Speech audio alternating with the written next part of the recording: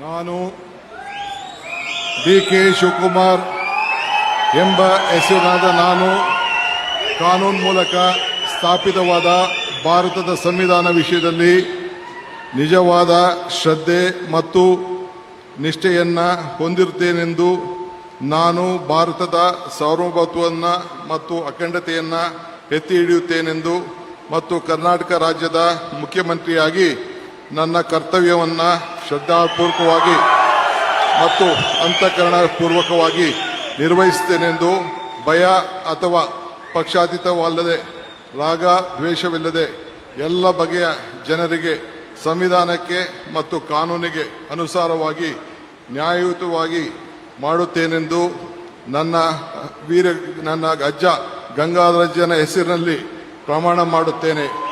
ಶ್ರದ್ಧಾಪೂರ್ವಕವಾಗಿ ಪ್ರತಿಜ್ಞೆಯನ್ನ ಮಾಡುತ್ತೇನೆ. ಮಾನ್ಯ ಮುಖ್ಯಮಂತ್ರಿಗಳು ಈಗ ಪ್ರಮಾಣ ವಚನಕ್ಕೆ ಸಹಿ ಮಾಡಲಿದ್ದಾರೆ.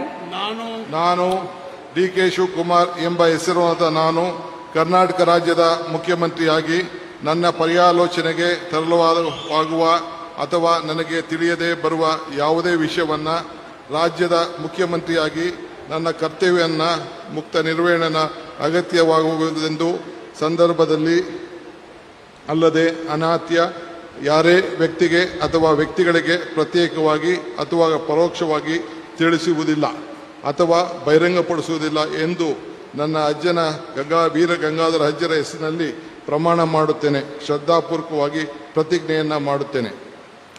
ಧನ್ಯವಾದಗಳು ಸರ್.